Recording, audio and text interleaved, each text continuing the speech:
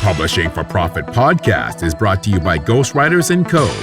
Earn more money by publishing better content and learn how to increase your thought leadership so you can build your brand. Head over to ghostwritersandco.com for more information. That's ghostwritersandco.com. And now, your host, Joel Mark Harris.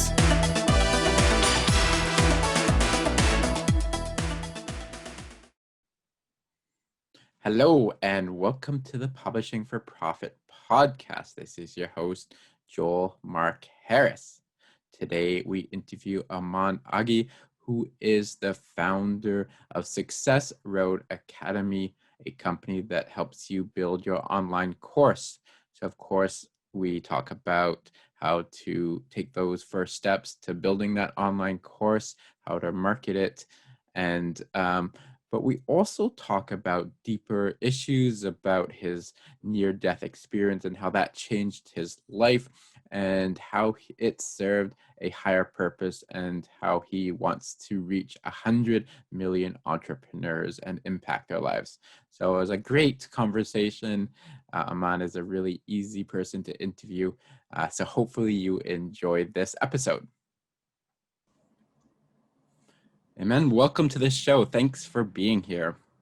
Oh, thank you very much, Joel, for having me. I'm super excited to be with you.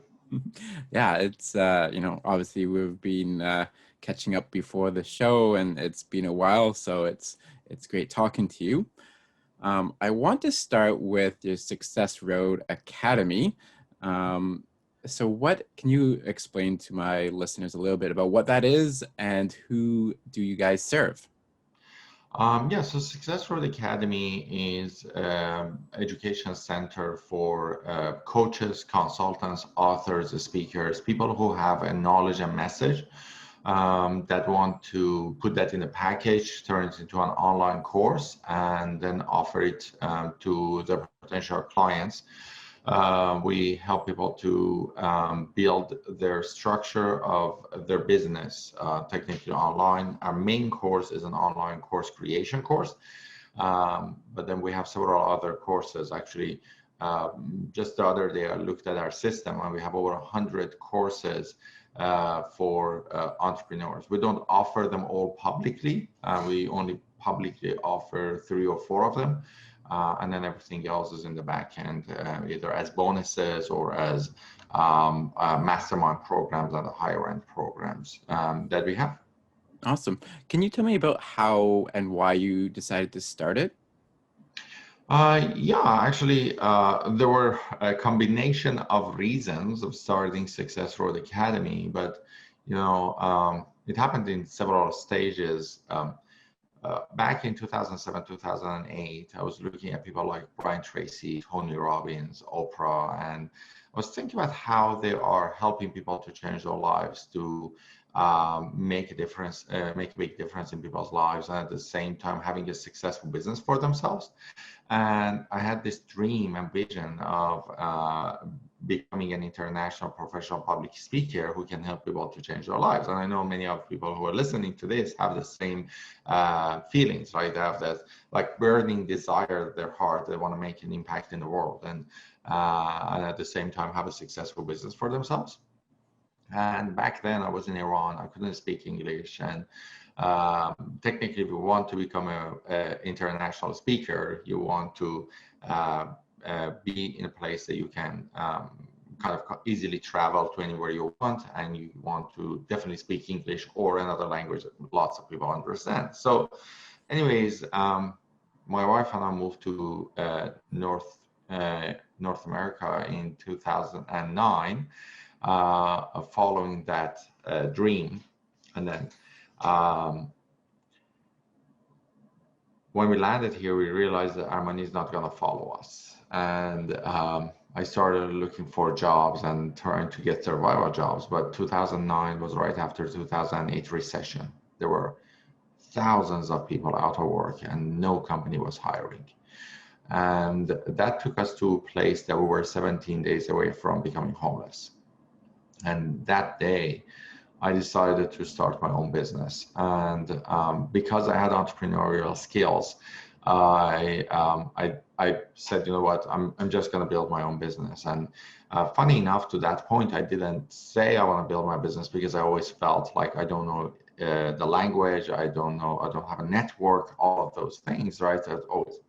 But there's always a bottom, a rock bottom to your rock bottom, and the rock bottom to my rock bottom was like, I'm not going to become homeless. Like, and that's the time that like having the fear of not knowing what to do was smaller than having the fear of becoming homeless, and that was like, okay, you know what, I'm going to take the other chance. I'm going to take the chance on not knowing what I do. I'm going to do this one and see what I figured it out. Interesting enough, 3 days later, I found my first customer for a web design business, but I didn't know how to design a website. So I knew online marketing, but I didn't know how to design a website. So for the next a few months, every day I was working 9 a.m. to 9 p.m. Trying to find customers, and then working from 10 p.m. I would go back home at 10 p.m. and eat dinner, and then from 10 p.m. to 3 a.m., 4 a.m., I was just sitting there with YouTube and other things, just learning about like how to design websites, right? And then on that, I built my business to a six-figure company, and then people started asking, like, on what happened and how did you do that? And started talking to people and started getting invited to stages and stuff like that, talk about all of the things, like my journey as an entrepreneur. And one morning I woke up and I was bleeding internally, and I was rushed to the hospital where doctors realized I lost 60% of my blood, and literally in a matter of hours I ended up on my deathbed. And as I was lying there and not knowing if I ever gonna get out of that bed or not,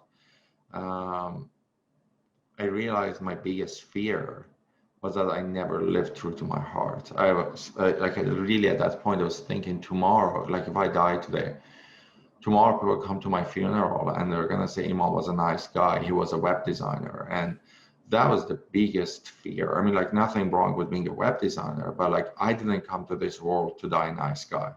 I came to this world to make a massive, big impact in people's lives. And at that time, I'd made no impact in anybody's lives. And that fear, like, I just realized that night, I realized to that point, I was alive, but I never lived. And I said, if I ever survive my deathbed, I'm never gonna settle down until I make it as an international public speaker and gonna make a difference in people's lives. And that night I said, I'm gonna make a difference in the lives of 100 million people. And I survived my deathbed. And when I came out, I was like, how can you make a difference in the lives of 100 million people before you die? And I said, the way I can do this, I know marketing, right? So the way I can do this is I can help 10,000 entrepreneurs to make a massive positive impact in the lives of 10,000 clients each. And if I can do that, then I've made a difference in the lives of 100 million people. And that's what began Successful Academy. That is like, well, this is what we're going to do. We're going to help 10,000 entrepreneurs to make a big, massive impact in the lives of 10,000 clients each. And that was a journey. That was where in 2011, 2012, I started Successful Academy. And it was small. And then by 2014, I was doing about 200 talks a year. And then I got tired of traveling because I was constantly on the airplanes and hotel rooms and everything else. And I got tired, and I'm like, there should be a better way, right? And that's when I went online, and then kind of like the message expanded exponentially, because I mean, we didn't have any limitations of people accessing us. So right now at some of our events, we have people from 42 countries. Last event I did, actually, we had people from 16 different time zones on the same class. And I was like, wow, like this has grown. I mean, we had the students like actually a few months ago in one of my companies. So Successful Academy is one of my companies, probably, Joe, I don't know if you know this or not, but that kind of led me to investing in other companies and like buying other things or starting new things. So in one of my companies called JV Insider Circle, we had an event, a 3-day event, and we had people who were attending from Australia and from Philippines, and these events are like 9 hours. They start at 8 a.m. Pacific time, go to 5 p.m. Pacific time, which starts kind of midnight in Australia and goes to like 9 a.m., right? And like we had people from Australia going from midnight to their 9 a.m. sitting in the class and like networking people and connecting with people. I'm like, holy crap, man. Like, that's amazing. I mean, like, I know I've done that for my own business, but it was just such an amazing thing to see how much people care and how much energy and effort they put into growing their business and making a massive difference in people's lives. Wow, that's quite the story, and there's so much to unpack there. But I think I'd like to start with fear, because I mean, that is something I think that holds a lot of people back, a lot of entrepreneurs. Me, I constantly feel this fear about, not getting enough clients, or, not having enough money, or, whatever it is. So can you explain how you kind of got over that fear, and maybe some tactics people can use to get over their own fear? Yeah, so here's the thing. This is actually very interesting you brought that up, because I want to actually put a different spin to that. So many things that happen in our life is just feedback. Fear, anxiety, frustration, pain. All of these things are just technically feedback. Okay. And I have a class called the Confidence Mastery Bootcamp. And in Confidence Mastery, here is what we talk about. We say, what do you do with feedback? What do you do with feedback? The first thing you do with feedback, okay? And by the way, here is an interesting thing, Joel. We also give ourselves feedback. Like sometimes something happens and we tell ourselves, you suck. You're not good. Like, I wish you could do this better. Like, maybe they were right. Like, who do you think you are that you're doing this? Like, we are our biggest critics, like ourselves. Like, we give ourselves, we give shit to ourselves. Like, we're like, hey, you like. But here's the thing: all of these are feedback. Okay, and I have a system that, like, it's easy to explain, it's hard to implement. It takes a few months or years to master this. Okay, here's that system. So the first step of reviewing every feedback is to take the emotions out of it. Yes, you need to feel your emotions, but emotions in the feedback makes no impact in your life. Okay. So first thing I say, just remove the emotion out of it. You're like, okay, I'm afraid. Okay, sure, that's an emotion, but you're afraid of what? I'm afraid of not having enough money. Okay, perfect. So let's take emotion out of it. So what's the challenge? Not having enough money. Okay, now. So when you remove the emotion out of it, suddenly you can see the problem clearly. Okay, so first the step, take the emotion out of it. Now, the second thing is turning the feedback into constructive criticism. How do you turn feedback into constructive criticism? With asking yourself, what are my action steps to fix this? Okay, so I'm afraid I don't have enough money at the end of the month. I don't know, I'm going to become homeless. Okay, take the emotions out of it. I'm afraid. Okay, so that doesn't matter. Why are you afraid? Don't have enough money. Okay, so that's the problem. That's the root of the problem. You don't have the money. Okay, but that's not really the root that you can solve. But what are your action steps of not having enough money to solve it? Well, I need to get in front of prospects. Okay, how can you get in front of prospects? I need to go to this networking event. Perfect. That's what you need to do. I'm afraid it doesn't help you with anything. But then when you put that into action steps, so I got to get in front of prospects, get on a one-on-one call with them, and offer them my services. So now you have your action steps. Now, how do you fix big problems? I don't have money. I'm going to be homeless by the end of the month. How do you fix big problems? You fix big problems with massive radical action. Okay. So You need to get in front of prospects. How can you get in front of 100 prospects in the next 7 days? Iman, that's what? 100 prospects in the next 7 days? Yeah, how can you? I can't. No. The question wasn't you can or you can't. The question is how can you? Because the moment that you say you can't, it doesn't happen. But if you ask yourself, how can I? And you have an answer, this is how I can get in front of 60 prospects in the next 7 days. That's still a massive radical action. Even if it's not 100, if it's 60, that's still massive radical action. Perfect. So let's get on it. Let's start getting in front of those prospects. Let's get them right. So that's the way that you deal with the fear, and not just fear, any type of feedback, right? So you're like, hey, I suck. Sure. But let's get the emotion out of it. Why do you feel you suck? Well, because I wasn't able to do this. Okay, well, remove the emotion out of it because you suck doesn't help. Okay, so you weren't able to do this. How can you fix that? What are your action steps? Okay, well, I gotta learn this, I gotta practice this. Okay, how do you solve it? With massive radical action. How can I do this so many times back to back? This is a way. Perfect. Then you move on, right? So, and here's the thing, Joe. Entrepreneurship is hard. Okay, entrepreneurship is hard. And one thing that as an entrepreneur you learn over the years is how to become a Teflon. What does that mean? That means that how life throws stuff at you and how you can become non-stick.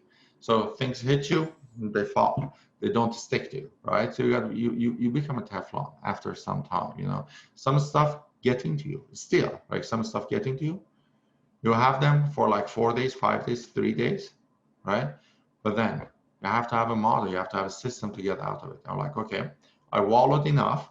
This actually hit me hard, but let's take the emotion out of it. What are my action steps? And what's my radical massive action against it?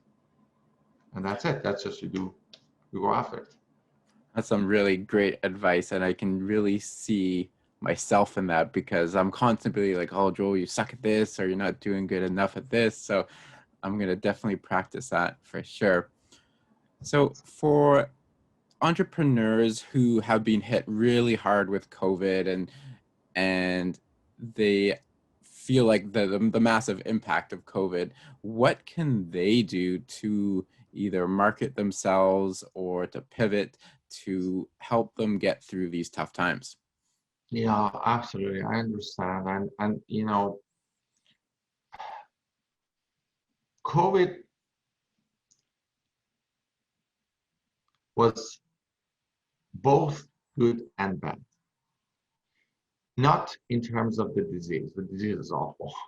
Okay, no shape or form. Like just the impact it made in so many people's lives and health, and the number of people that it killed and contributed to their death, whether they died directly from COVID or from complications of COVID, or number of people who ended up committing suicide as a result of COVID, or people who overdosed as a result of the social distancing and all the things that was happening. I mean, like COVID in terms of our health and in terms of our society was an awful thing that could happen. But at the same time, it created something for people that they didn't have before. 80% of people hated their job. And still, I don't know what percentage of people hate their job today, but before COVID, 80% of people hated their job. And yet they never pulled the trigger to get out of that job. Why? Because they were financially dependent on the money. We call this the golden handcuffs. Okay. COVID hit, and lots of people got laid off. Lots of people lost their income, lost their money, right? Now, many people at this point found themselves in a place that, well, going back to the work that they hated wasn't an option. And making that money wasn't an option. In a way, the golden handcuffs were taken off. They were golden handcuffs, so like everybody loved them because they were golden, right? But it was taken away from people. It was ripped apart, right? And here's the thing. Although as painful as it is, as hard as it is, but that also gives people an opportunity there. Like any negative thing has a positive side. You know, they always say even a broken watch is right twice a day. You know, I mean, any bad thing has still some positive sides. And one of those things with COVID was that it gave people an opportunity to step back and say, what is it that I want to do with my life? What is it that I want to do with my life? And here's the thing. If you are watching this and you didn't do that, you were hit hard by COVID, but you didn't step back and say, okay, now you're being given a clean slate. A painful, awful thing that's happening. But still, you're being given this clean slate and you can do two things. You can wallow, you can sit there, you're like, I didn't want this to be taken away. I had my job, I was happy, blah, blah, blah, blah. And you're like, let me really be honest with yourself. Did you really love that job when you were waking at 6 a.m., 7 a.m., like going to the work, like commute? Like, did you really love the job? Okay. And some people did. Some people love their job and, you know, they want to continue doing what they were doing before. Fantastic. But many people get that opportunity to step back and say, what is it? And Joe, here's an interesting thing. Most people never had the time to step back to think about what it is that they actually like to do. Because they went from one job to the other job to the other job just for the fun. Same as I started my web design company. I needed money, and I needed money now. And I was like, web design, people pay for it, are gonna get it. And I'm like, I never wanted to be a web designer at the time that I started my web design company. But that was what paid the bill. With COVID, when COVID hit though, people went back home and they're like, okay, we can't do anything. Okay, so here's the thing. First step, figure out what it is that you love to do, or what it is that you want to do, not what pays the bill, but what it is that you actually want to do. And figure out your action steps to be able to rebuild your life toward that. That's the number one thing. Figure out the action steps to build your life toward the life of your dream, toward the dream, toward what you want, and never ever settle for less. Now, everything you want to do, you probably need to take several baby steps to get there. Figure out your baby steps and figure out how you can generate income. And at every step that you're generating income, that income is generating toward the skills that can be used as baby steps toward your dream. For example, one of the things with my web design company, it helped me to build some success stories. It helped me to give me opportunity to speak with people as their marketing consultant. So I was not just a web designer. I said, I'll help you with your online marketing through your website. And that gave me success stories and case studies that all added up later on. When I became a public speaker, I was like, look at this person I worked with, look at that person. Nobody originally would hire me as a marketing coach. But because of the web design and because of that success stories, I created those baby steps. And the baby steps added up to give me the tools I needed to be able to move to the next role. Okay, so COVID or no COVID, your life should continue. COVID is just part of life. And if you think COVID is going to disappear, it's not. Okay, I've been telling this for many years that like When a problem hits, people think the problem is going to go away. The problem doesn't go away. We just learn ways around it. We just learn ways around it. Okay. COVID is the same thing. I mean, you think, for example, if the vaccines come out, COVID is going to go away. No, COVID is not going to go away. COVID is going to be there. Some people are going to get vaccinated. Some people are not going to get vaccinated. People who are going to get vaccinated are going to blame people who didn't get vaccinated. Like why they didn't get. The other ones will blame the other one. COVID is COVID. And even if it disappears, something else come up. Here's one thing. Are you living toward your own dream, regardless of what the world, like if political situation changes, should you get impacted by it, should you work towards your own dream? COVID happens. Should you continue your dream or should you get impacted by it? You know, there are throwbacks, there are steps, there are things that you're like, hey, it's stepping back, right? But then at the end of the day, you need to have your own dream. You need to know your own baby steps towards your dream. You gotta make it happen. And if you have a setback because of COVID, know that things change. Things change. Joe, I always say one thing. I say,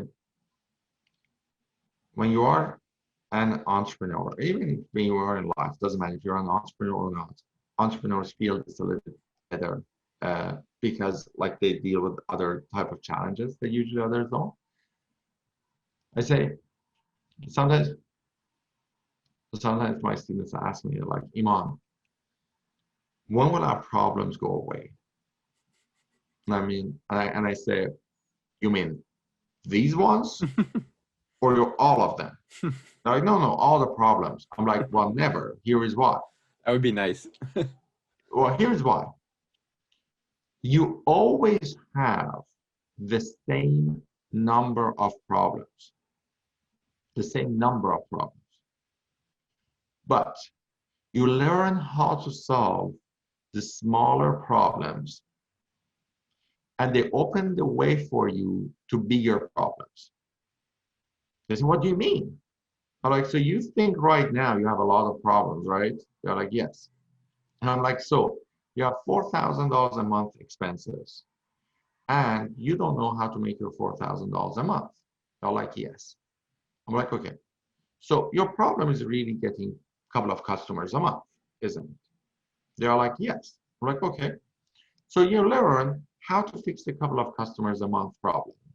You start making $4,000 a month, so you can pay for that, you can pay for stuff, but then now you don't have time. So you have to figure out how to fix your time problem, okay? So what do? You think you need to hire an employee. Well, you want to hire an employee, but you can't do that because you barely are making money for yourself. So you got to go get 2 more customers. Now you're working 60 hours, 80 hours a week to be able to hire a team member. You hire the team member, now your expenses are $7,000 a month. Now you hire the next team member, the next team member, the next thing, the next thing, the next thing. Now how much is your monthly expenses? $25,000 a month to keep the company afloat. But did your problems get bigger or smaller? You just learn how to fix the small problems. You get stronger, but then the world gives you bigger problems. So when you ask me when our problems will go away, your problems will never go away. You just get stronger to not to see the smaller problems.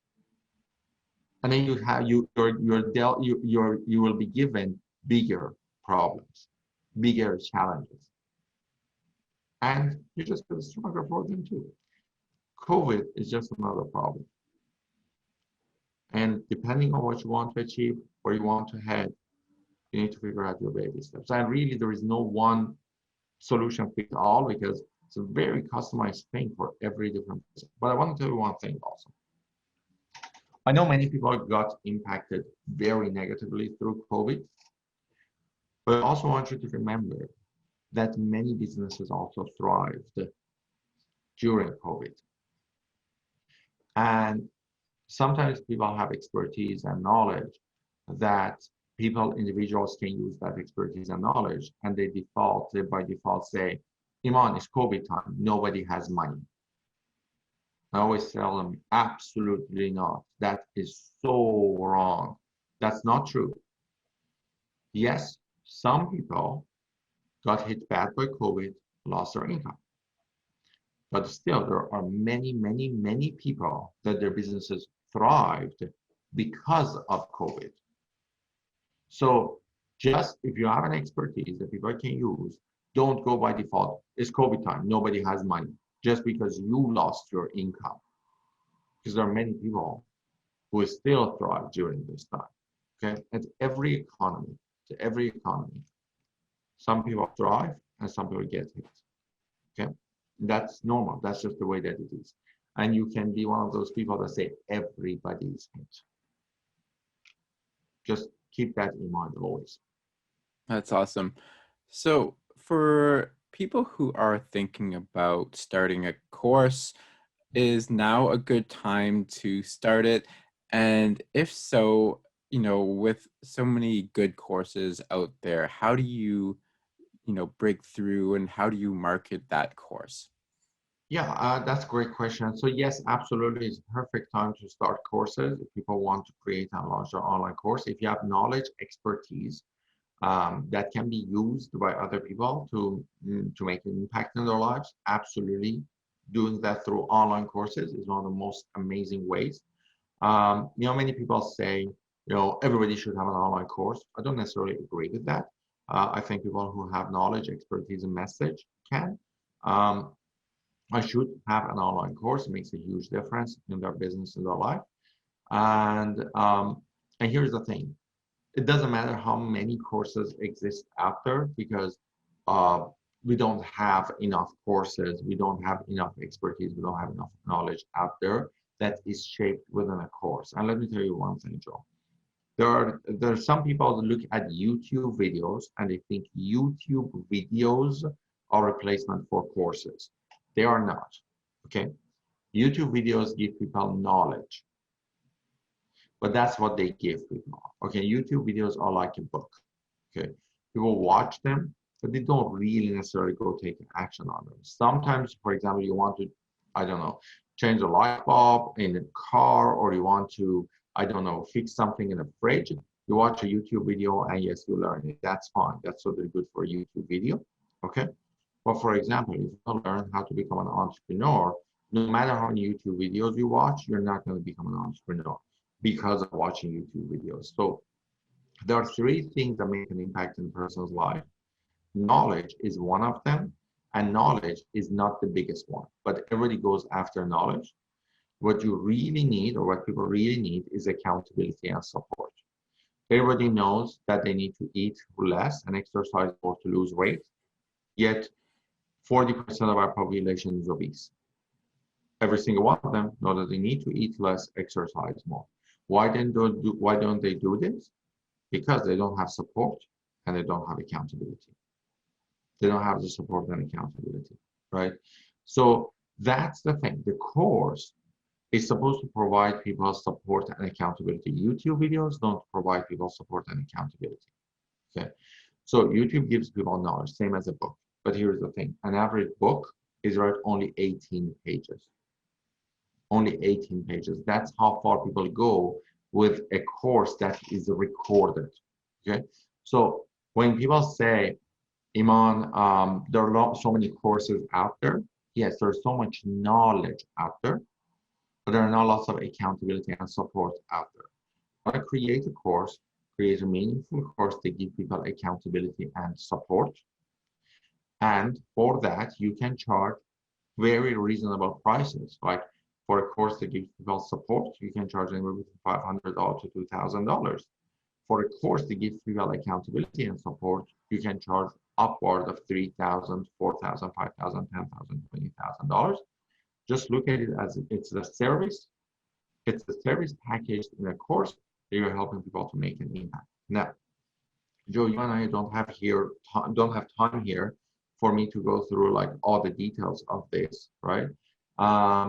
So I'm not actually sure what our call to action at the end of this is, but people can easily go search on Amazon for a book called Ultimate Course Formula. That's my book. That's the course creation book. That's my course creation book.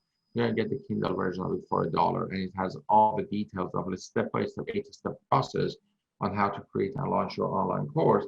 And if Joel, if I don't know if Joel agrees with this or not, but then at the end, we can also give people a 90-minute webinar that on the webinar, I actually explain all the 8 steps on what are the steps to, there are 8 steps to create and launch your course. You can create and launch your course in less than 60 days. And we can give people a webinar, give that to people as a gift. That's awesome. Yeah, definitely. We can definitely, I'll put that in the show notes too. So, Perfect. Awesome.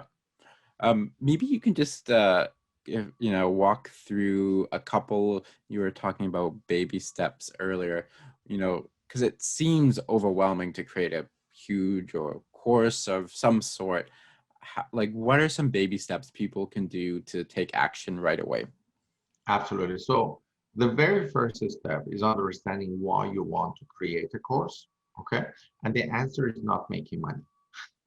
Sometimes people say, oh, why do you want to create a course? Making money. Sure, yes. That's a byproduct of creating the course. Okay.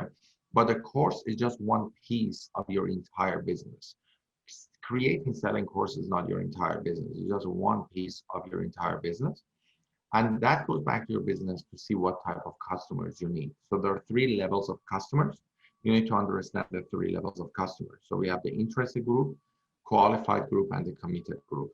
The interested group are people who want to just get the knowledge. Have you had people contact you and say, hey, Joe, I want to pick your brain, right? Those people who want to pick your brain, they're just interested people. They never want to pay for anything. They just want to pick your brain and get free advice, okay?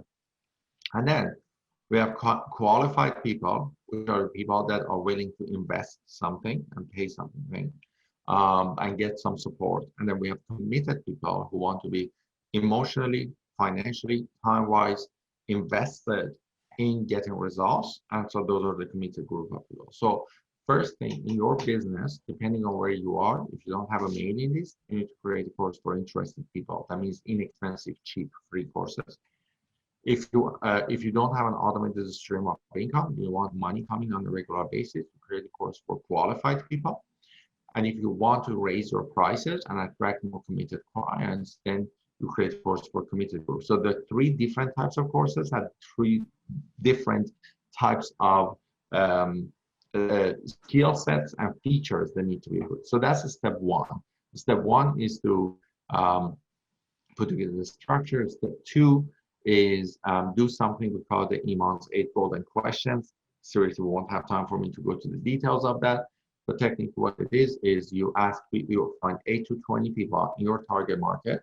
You ask them 8 specific questions and they tell you exactly what their challenges are, what their fears are, what their frustrations are, what it is they want to learn, what their dream day look like, what they want to see in the package, how much they want to pay for it. And you ask them if they want to be one of your first students if you decided to teach the course, okay? And that helps you to build your first group of beta students. And then from there, you structure the content of the course based on your market research on step 3. And step 4, you go and sell the course. And yes, you sell the course before creating it. And here is why. Because you never want to spend 2 months, 3 months, 4 months, 6 months creating a course if you don't know if it sells well. Okay, so to sell the course, you invite some people as beta students. That means that the first group of beta students means first group of students.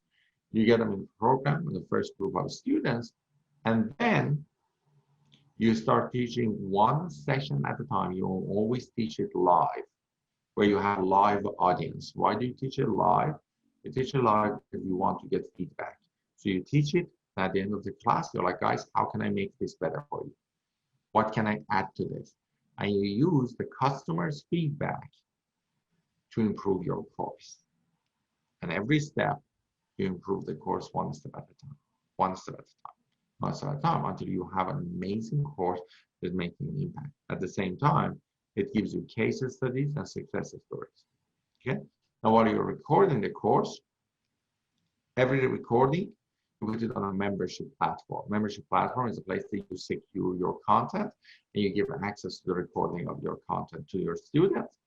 And now that you have your membership platform, now that you have your case studies, now that you have all of these things, then you go online and you build your sales funnel and you build your traffic toward that sales funnel, which is the step 7 and 8. Okay, there's a lot more to this, but here's one. It's one step at a time. And remember this one sentence: never solve a problem you don't have. Never solve a problem you don't have. What does that mean? Sometimes people come to me and say, like, Iman, how can I create a sales funnel that converts? I'm like, have you sold your course? They're like, no, but that's why I want to have a funnel. I'm like, no, you can't sell something online if you haven't sold it offline. You don't want to. Like, I mean, you can, but you don't want to. You don't want to sell something online because that takes time. Like creating the online funnel thing takes time. But by creating the beta students package, that takes only a couple of weeks. So you want to actually follow the steps. So go back to step 1 and don't try to solve a problem. And then people are like, so what should I name it? Well, naming is a step 3. You're at step 1. You have to figure out what type of customer you want. You want to figure out what your topic is. You want to figure out what your target market is. Okay, well, how should I structure it? That's a step 4. You are on step 1. So go back. Don't try to solve problems you don't have. Go to step 1 and just follow it one step at a time. Okay, and we're going to give you guys the steps as the gift as part of this. I would like to wrap it up with one last question, if I may, and that is, do you have a favorite book or a book that you like to gift often? Well, yes and yes. So there are 2 books that I really, really like. One of them is Success Principles by Jack Canfield. In one part of the book said, like, I listened to the books, so that's why I say the book says, because I listen to the books. But the part of it says, read this book twice, read it once, and then read it again. And I would say read that book once a year. There are so much amazing information and knowledge in that book, and every time you read it or you listen to it, like me, it just gives you so many amazing new ideas and suggestions that you can learn and you can implement in your life and your business. That's phenomenal. So that's number 1, Success Principles by Jack Canfield.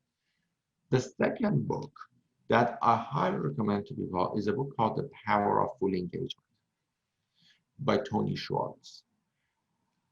That book has a very simple concept. Okay, and the concept is how your entire performance is dependent of how engaged you are in that performance. Okay, and how everything you do, whether you are working, it's important that you're working 100%. And when you are resting 100%. And if you are taking time with your family, you're taking time with the family 100%. And Joe, when I learned that, my entire energy flow, my entire performance, the performance of my team, because I also got my team to read, like the entire thing changed. So one of the things I did, I stopped checking my phone while on vacation. I totally put my phone aside. I don't even know where it is. Like when I'm off, I'm completely off. When I go have lunch or dinner, I'm just completely just enjoying the food, and I'm just there having that meal and not worried about the phone, not worried about TV, not worried about other things. Sometimes I eat while I'm watching something, right? But many times when I feel like I'm a little bit stressed or I'm a little bit like too much running, I just shut down everything. I just put the food in front of me, just enjoy every bite. and the whole dynamic of your body, of your mind, of like everything changes when you are 100% fully engaged with every activity that you do. No, so this is one of the biggest things I want to say. Like the power of full engagement, definitely amazing book, made huge difference in my life and the life of my team and the Success Principles by Jack Canfield. Amen. Thank you so much for being on the show. Can you tell us a little bit more about your book and where people can find you? Yeah, absolutely. So for the webinar that we talked earlier today, obviously Joe is going to put the link for you guys in the show notes. So go below the show notes and find the link to the webinar. I highly recommend to you to go attend that webinar. It's an automated webinar. It happens every day at 11 a.m. So if you go to it today, shows you a webinar tomorrow. It's very engaging, but the reason we make it automated is so you dedicate the time to show up live and you watch it. If you can, if you sign up for it, you get the recording of it the day after the webinar. So I highly recommend. It also puts you on our list and you can respond to that. That goes to our support team. They can send it to me if you want to connect with me directly. And you can also go to Amazon and buy Ultimate Course Formula. It's a Kindle book at the time that Joel and I are talking, just 99 cents. So you can just get the Kindle or get the physical book of it. And just that teaches you how to create and launch your course. Awesome. Thank you so much, man. Absolutely. Thanks for having me, Joel. Thank you for listening to Publishing for Profit. Please like and subscribe on iTunes, Spotify, or wherever you get your podcasts.